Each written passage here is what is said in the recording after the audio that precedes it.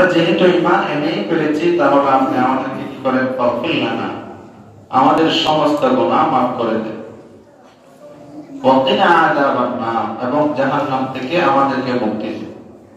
জাহান্নাম থেকে মুক্তি এবং গুনাহ মাফের একমাত্র উপায় হলো আল্লাহ তাআলার উপর ঈমান আনা।